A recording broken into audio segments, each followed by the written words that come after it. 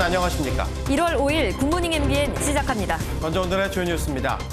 윤석열 국민의힘 대선 후보가 오늘 오전 기자회견을 열고 선거대책위원회 쇄신 방안을 발표합니다. 현재 선대위를 해체하고 최소 규모의 실무 조직만 남기는 방안으로 김종인 총괄 선대위원장과는 결별하고 홀로 서기에 나설 전망입니다. 이재명 더불어민주당 대선 후보가 코로나19 위기를 극복하고 국력 세계 5위, 국민소득 5만 달러 시대를 열겠다고 밝혔습니다. 이 후보는 오늘 이낙연 전 대표와 함께 광주 김대중 컨벤션 센터에서 열리는 국가비전 국가통합위원회 광주 비전회의에 참석합니다. 법원이 학원과 독서실 등의 방역 패스를 적용하는 정부 조치는 미접종자들에게 불리한 차별이라며 1심 판결이 선고될 때까지 효력을 정지했습니다. 강력한 거리 두기와 백신 접종의 효과로 코로나19 위중증 환자는 보름 만에 1,000명 아래로 떨어졌습니다.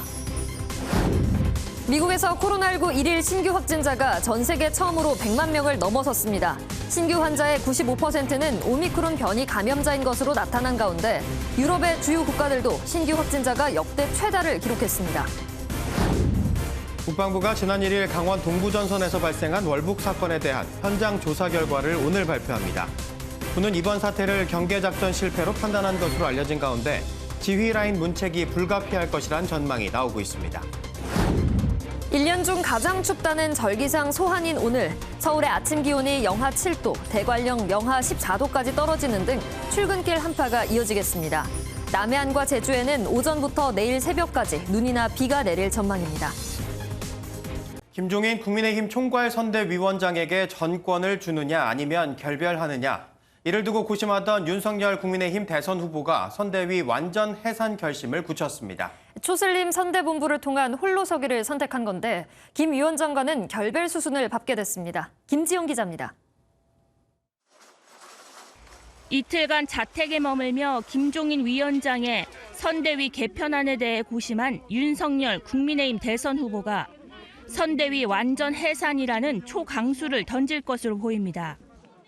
김 위원장에게 전권을 주느냐, 홀로서기를 하느냐를 두고 고심한 끝에 선대위를 없애고 최소 규모의 선대 본부만 남기는 실무형 조직을 꾸리기로 결심한 겁니다. 김 위원장이 후보 위에 있는 이른바 김종인 상황 프레임을 벗어나겠다는 승부수를 띄운 것으로 보입니다. 다른 부분이라고 저는 없고 후보가 어떤 그러냐를 기다리고. 선대위가 해산되면 김 위원장은 자연스럽게 해촉 수순을 밟게 될 것으로 보입니다. 윤 후보는 오늘 오전 11시 여의도 당사에서 기자회견을 열고 쇄신안을 직접 발표할 예정입니다. 실본부별 역할과 기능을 조정해 선대위를 재건하는 김 위원장의 개편안과는 달리 초슬림 선대본부만 두고 기존 선대위의 실본부장급 현역 의원과 당직자들은 전국 각지로 내려보내는 방안입니다.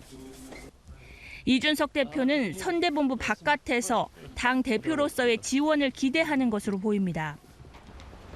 권성동 의원은 선대위 당무지원 총괄본부장과 당 사무총장직에서 물러날 것으로 알려졌습니다.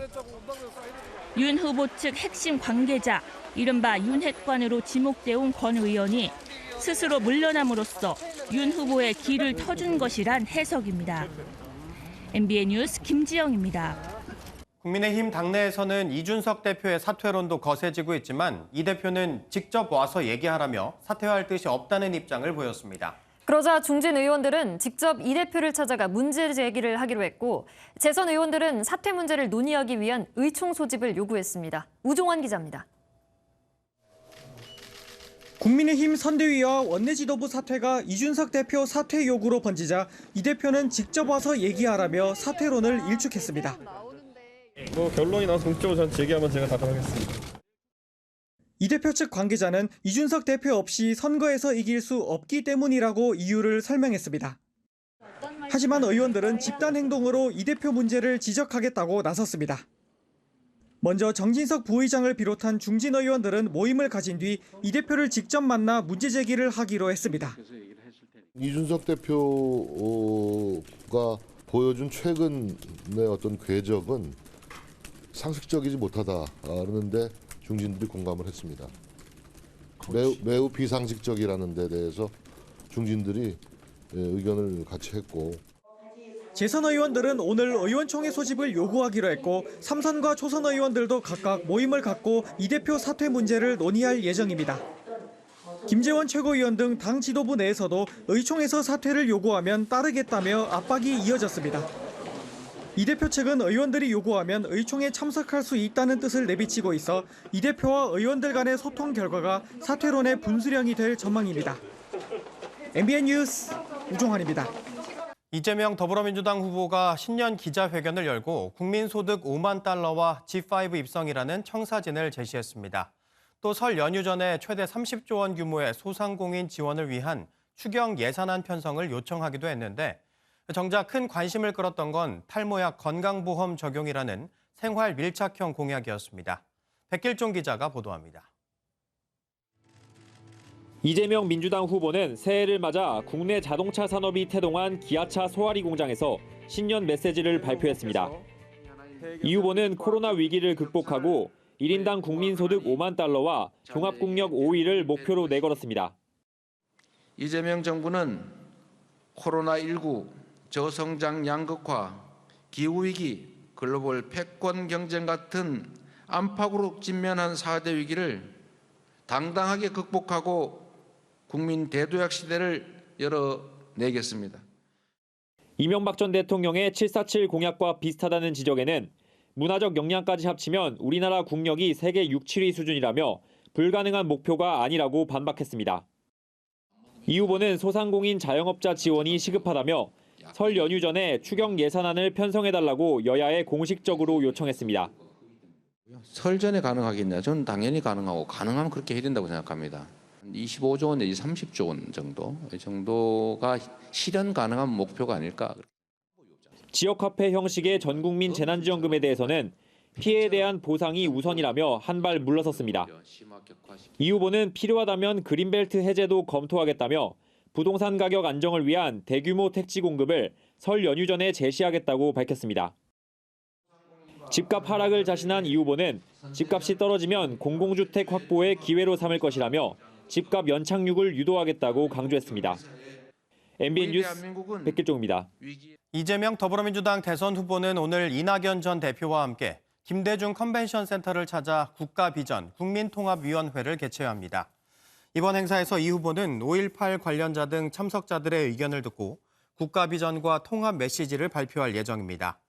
이 후보의 행보는 지지율이 답보 상태인 호남 민심을 잡고 원팀 이미지를 강화해 내홍에 빠진 윤석열 국민의힘 대선 후보와의 지지율 격차를 벌리려는 의도로 풀이됩니다. 법원이 학원과 독서실 등에도 방역 패스를 의무 적용하는 것은 백신을 맞지 않은 사람들을 차별하고 학습권도 침해하는 것이라며 정부의 조치에 제동을 걸었습니다. 방역 패스 반발 속에 미접종자에게 손을 들어준 법원의 첫 판단이 큰 파장을 불러올 것으로 보이는데 정부는 즉시 항고하겠다고 밝혔습니다. 이 소식은 정태진 기자가 보도합니다.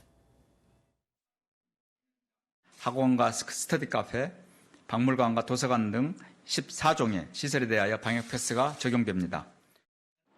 정부는 백신을 맞지 않는 사람들은 학원과 독서실, 스터디 카페를 이용할 수 없도록 방역 패스 적용 시설을 교육 시설까지 확대했습니다.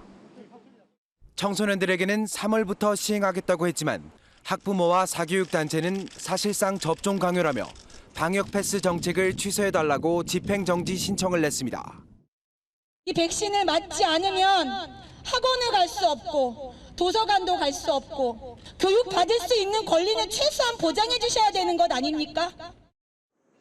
소송을 접수한 지 18일 만에 법원은 일부 교육시설에 대한 방역 패스의 효력을 정지시켰습니다.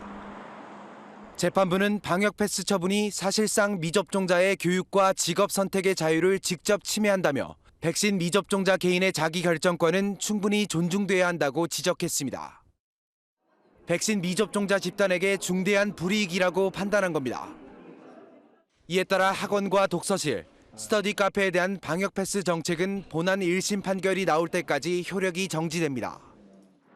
보건복지부는 법원 결정에 대해 방역 패스는 반드시 필요한 제도라며 즉시 항고할 예정이라고 밝혔습니다.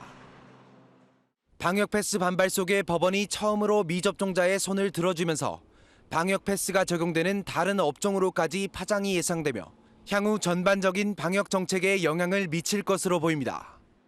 MB 뉴스 정태진입니다. 위중증 환자 수가 보름 만에 1,000명 아래로 떨어져 973명 나왔습니다. 신규 확진자 수도 3,024명으로 정부는 방역 지표상으로는 어느 정도 안정세에 접어들었다고 판단하고 있습니다. 다만 오미크론 변이가 곧 우세종으로 자리 잡을 가능성이 커 30분 안에 감염 여부를 판단하는 신속 진단 키트 보급을 확대할 방침입니다. 김민수 기자입니다. 일상 회복 재개의 핵심 지표로 꼽히는 위중증 환자 수가 줄곧 1,000명대를 유지하다 15일 만에 1,000명 아래로 떨어졌습니다.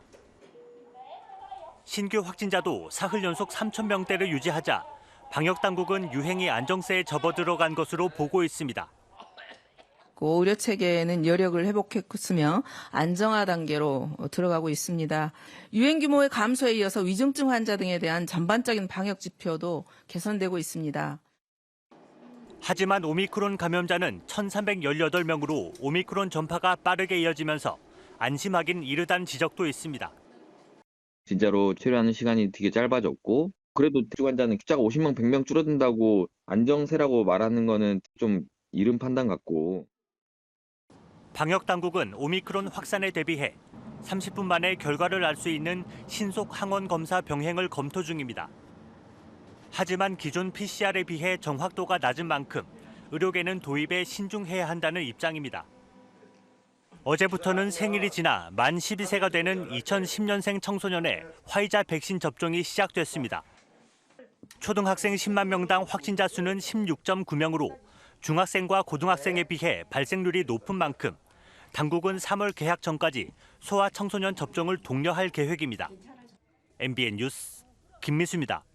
어젯밤 9시까지 전국의 코로나19 신규 확진자는 3,689명으로 집계됐습니다. 전날 같은 시간보다는 930명 더 늘었지만 일주일 전과 비교하면 1,082명 줄어든 수치입니다. 오늘 0시 기준으로 발표되는 신규 확진자 수는 나흘 만에 다시 4,000명대로 올라설 전망입니다. 오미크론 변이가 쓰나미처럼 세계를 휩쓸고 있습니다. 미국에서 세계 최초로 하루 코로나19 확진자가 무려 100만 명을 넘었고 영국과 프랑스에서도 역대 최다 기록이 또 깨졌습니다. 전민석 기자가 보도합니다. 미국에서 하루 만에 108만 명이 코로나19에 감염됐습니다. 미국뿐 아니라 전 세계 최초입니다. And unfortunately, this is a consequence of an extraordinarily transmissible variant, the Omicron variant. 프랑스와 영국을 비롯한 유럽 각국도 역대 최다를 경신했습니다. Aujourd'hui, Santé publique France risque d'annoncer pas loin de 300 000 contaminations sur 24 heures. The latest figure today is another 218,000, though that includes some delayed reports. 가까운 일본도 일일 확진자가 1,000명을 훌쩍 넘으며 재유행에 접어들었습니다. 연말연시 잦았던 이동과 모임이 폭발적인 결과로 나타나고 있습니다. 남아프리카 공화국은 오미크론 유행 한 달여 만에 확산세가 꺾였다지만 낙관할 수는 없습니다. South Africa is an outlier that we shouldn't base our information based on. Is a younger population, the university student population moving together, and then the population disappears in December. Everyone, the country shut down, like in Western Europe. 한편 이스라엘에서 네 번째 코로나19 백신을 맞으면 일주일 만에 항체가 5배 증가한다는 결과가 나왔습니다. 이스라엘은 지난달 26일 의료진 150명을 대상으로 세계 최초 4차 접종을 시작했습니다. MBN 뉴스 전민석입니다. 합동참모본부가 철책 월북 사건에 대한 현장 조사 결과를 오늘 발표합니다. 위기 대응에 허점이 있었다는 결론이 나올 경우 지휘 라인에 대한 문책이 이뤄질 전망입니다. 강재묵 기자입니다. 새해 첫날 동부전선 최전방에서 발생한 철책 월북 사건. 불과 1년 전 같은 부대 철책을 뛰어넘어 귀순했던 탈북민과 동일 인물로 확인돼 충격을 안겼습니다. 김모 씨가 살던 주거지 주변 이웃들은 김 씨와의 교류가 거의 없었다고 전했습니다. 문 앞에다 이렇게 세워놓는다고 10kg짜리 쌀을. 여기 계속 있다가 어느 날 보면 그 쌀이 없어지면 아마 들어왔다 간 거야. 김 씨는 지난해 마지막 날 짐을 모두 정리하고 자취를 감췄습니다. 새벽 아침에 무슨 일이 쓰레기 봉다리 그 카페 같은 걸 둘둘 말아가지고 쓰레기 봉저 갖다 버리러 나가는 거 그거를 봤대요. 합동참모본부는 부실 초동 조치 여부 등을 확인하기 위한 현장 조사를 마치고 오늘 결과를 발표합니다. 세부적인 것은 확인 결과에 대해서는 추후 설명할 예정입니다. 현재로서는 내일 정도는 설명 가능할 것으로 보고 있고 군이 이번 사태를 경계 실패로 결론 낼 것이라는 관측이 나오는 가운데 대국민 사과도 검토하는 것으로 알려졌습니다. 근무기강 해이 등의 허점이 확인될 경우 해당 부대 지휘 라인에 대한 문책이 불가피할 전망입니다. MBN 뉴스 강재묵입니다.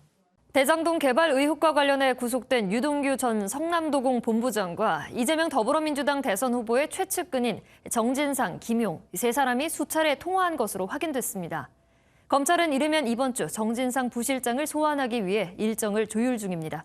오지혜 기자입니다. 정진상 더불어민주당 선거대책위 비서실 부실장은 황무성 초대 성남도시개발공사 사장의 사퇴에 관여했다는 의혹과 함께 대장동 개발 당시 성남시에 관련 문서 여러 건을 결제해 윗선 수사의 핵심 고리로 지목되었습니다. 특히 황 전 사장에 대한 사퇴 압박 의혹은 법리상 직권남용 권리 행사 방해에 해당하는데 공소시효가 다음 달 만료되는 만큼 이르면 이번 주 소환될 것이라는 관측도 나옵니다.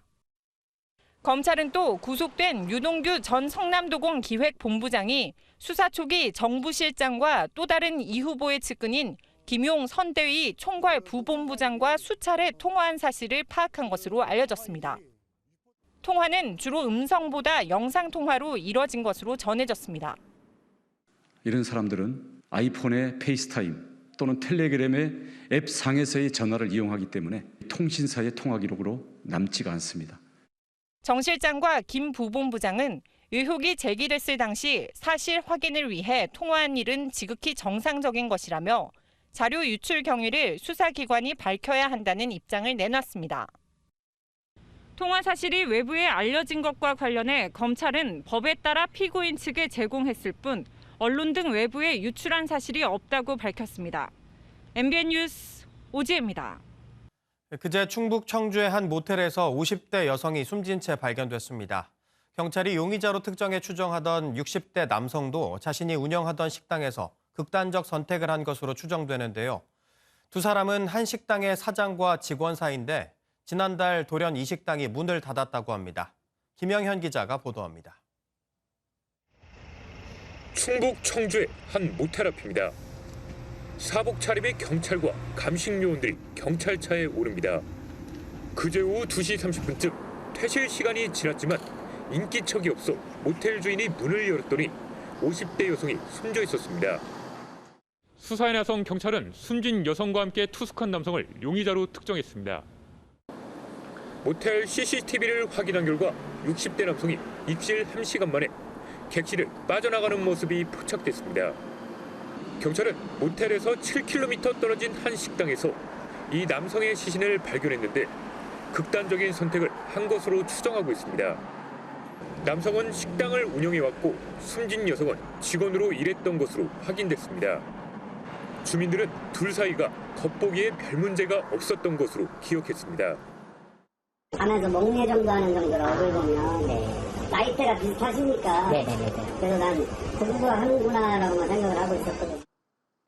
하지만 두 사람이 운영하던 식당은 지난달 갑자기 문을 닫았습니다. 이 남자가 여성을 아무래도 이제 살해하고 나온 건 아닌가. 범죄가 의심되는 부분이 많이 있으니까 우리가 추적해서 그 사람까지 찾아낸 거죠. 경찰은 유족을 상대로 두 사람 사이에 어떤 갈등이 있었는지를 파악하는 등 사건 경위를 조사하고 있습니다. MBN 뉴스 김영현입니다. 서울 강남 한복판에서 차량을 세워두고 마약 거래를 한다는 신고를 받고 출동한 경찰이 일당을 현장에서 체포했습니다. 한 명은 마약 소지 혐의로 체포하고 나머지 한 명은 지명수배돼 체포영장까지 발부된 걸로 확인됐습니다. 김민형 기자의 단독 보도입니다. 어제 새벽 1시 반쯤 서울 강남구 역삼동의 한 거리입니다. 검은색 외제 차량이 멈춰서 한참을 기다리고 회색 옷을 입은 남성이 뒷좌석에 올라탑니다. 곧이어 경찰이 도착해 차량을 수색하고 운전자를 체포합니다. 어제 새벽 2시쯤 외제 차량을 세워놓고 차량 안에서 마약을 거래하는 걸로 의심되는 남성들이 있다는 신고를 받고 경찰이 출동한 모습입니다. 신고를 받고 출동한 경찰은 이곳에 세워진 차량에서 마약 12알을 발견하고 20대 남성 운전자를 현행범으로 체포했습니다.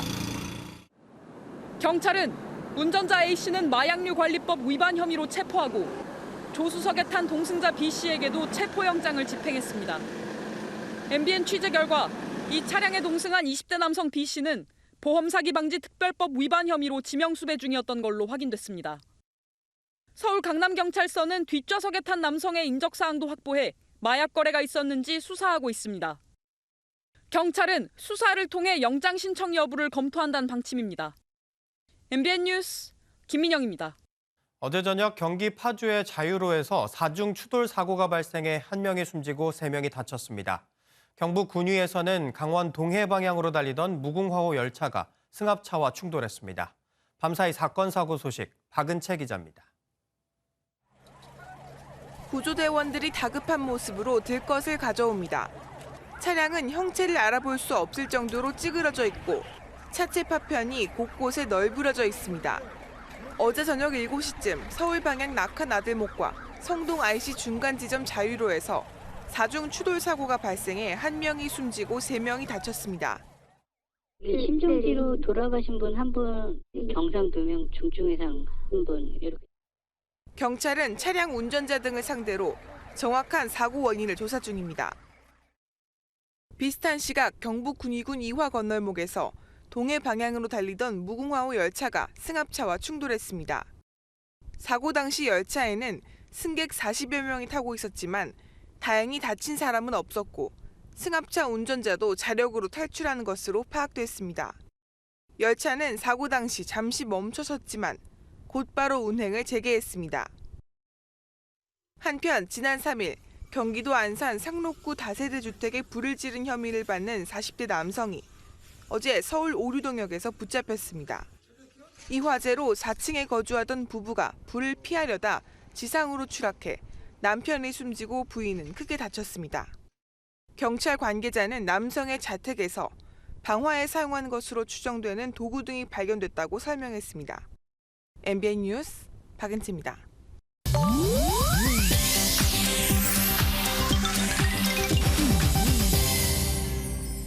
인터넷에선 어떤 소식들이 화제일까요? 인터넷 와글와글입니다. 눈이 펑펑 내리던 지난달 30일 충남 공주의 한 지구대 앞. 어린이 2명이 나타나 지구대 현관 앞에 가방을 놓고 사라지는데요. 당시 근무 중이던 순경이 이 모습을 보고는 밖으로 나와 가방 안을 살펴봤더니 빨강, 파랑, 분홍색 복돼지 저금통 3개가 들어있었습니다. 가방 안엔 초등학생 형제가 쓴 손편지도 들어있었는데요. 자신의 아버지와 함께 모은 돈이라며 어려운 이웃을 위해 썼으면 한다는 내용이었습니다. 돼지 저금통 안에 들어있던 돈은 무려 108,430원. 초등학생에겐 어마어마하게 큰 돈이었을 텐데 어려운 이웃을 위한 마음 씀씀이가 정말 대견하죠. 경찰서는 이 돈을 사회단체에 전달하고 아이들을 찾아서 표창을 수여할 계획이라고 하네요. 달리는 차량 트렁크 안에 여성 2명이 서 있습니다. 한 손으로는 뚜껑을 잡고 다른 손은 서로 팔짱을 끼고 있는데요. 보기만 해도 위험천만한 모습이죠. 지난달 31일 국내 한 도로에서 촬영된 영상으로 제보자에 따르면 비상 깜빡이를 켠 채 10여 분간 옆에서 주행했습니다. 당시 해당 여성들은 왜 따라오냐면서 욕을 했다는데요. 차량의 주행 속도는 시속 30에서 40km 정도였는데 이 상태로 계속 달리다 경찰이 도착한 후에야 차량을 멈췄고 확인 결과 술에 취한 것도 미성년자도 아니었습니다. 트렁크에 2명 말고 자동차 내부에는 20대 초반 5명이 더 타고 있었는데요. 가까운 거리라서 이런 행동을 했다고 합니다. 생각 없는 무모한 행동이 자칫 큰 사고로 이어질 수 있다는 걸 잊지 말아야겠습니다. 그런가 하면 미국에선 무모한 행동을 한 20대 남성이 결국 목숨을 잃는 사고를 당했습니다. 지난 3일 외신 보도에 따르면 전날 아침 뉴욕 퀸즈 포레스트 힐스 71번가 지하철 개찰구에 배낭을 메고 나타난 한 남성이 개찰구를 넘으려다 그대로 넘어져 자리에서 사망했습니다. CCTV에 찍힌 남성은 회전봉이 생각보다 높았는지 여러 차례 시도해도 개찰구를 넘지 못했는데요. 그러다 마지막 시도에서 점프를 하다 회전봉에 발이 걸렸고 발을 휘저어봤지만 균형을 잃고 앞으로 고꾸라지고 말았습니다. 당시 남성이 내야 했던 요금은 2.75달러로 우리 돈 약 3천 원을 아끼려다 이런 변을 당한 건데요. 비보를 접한 남성의 가족들은 할 말이 없다며 비통한 심정을 전했다고 하네요. 루마니아에는 지옥이라고 불릴 정도로 폐허가 돼버린 마을이 하나 있는데요. 북부 트란실바니아주 게마나 마을입니다. 1970년대 후반 이 마을은 구리 광물을 분리하고 남은 찌꺼기를 처리하는 폐기물 매립지로 활용됐는데요. 당시 이 지역에 큰 홍수 피해가 일어났고 계곡이 범람하면서 순식간에 마을이 유독성 물질에 오염된 호수물과 계곡물로 가득 차 버렸습니다. 1,000명 정도 되는 마을 주민들은 삶의 터전을 잃었는데요. 수십 년이 지나 현재 마을은 유독성 물질이 가득 찬 비현실적인 호수물 색깔을 띠고 있다고 합니다. 이를 보고 온 사람들은 지옥과도 같다는 표현을 하고 있다네요. 인터넷 와글와글이었습니다. 한 대당 1,000억 원에 달하는 스텔스 전투기 F-35A가 착륙장치 이상으로 비상 착륙했습니다. 전투기 동체가 바퀴가 아닌 활주로에 바로 맞닿는 동체 착륙을 했는데 다행히 조종사는 무사했습니다. 강영호 기자입니다. 어제 오후 12시 51분 훈련 비행 중이던 첨단 스텔스 전투기 F-35A가 착륙장치 이상으로 충남 서산 제20 전투비행단 활주로에 동체 착륙했습니다. 동체 착륙은 착륙장치인 랜딩 기어가 작동하지 않을 때 비행기의 동체를 직접 활주로에 대 착륙하는 방식입니다. 공군 관계자는 동체 착륙을 결정하고 활주로에 특수거품을 깔아 마찰을 최소화했다며 조종사도 무사하다고 상황을 전했습니다. 지난해 6월 미 공군기지에서도 F-35A의 랜딩기어 파손 사고가 발생한 가운데 국내 F-35A 기종의 동체 착륙은 처음으로 알려졌습니다. 공군은 미 개발사 록히드 마틴 등과 공동조사를 벌이는 동안 F-35A 기종 운항을 중단할 것으로 전해졌습니다. 스텔스 성능과 전자전 능력을 갖춘 F-35A 한 대당 가격은 1,000억 원 정도로 국내 40대 가까이 도입된 것으로 알려졌습니다. MBN 뉴스 강영호입니다.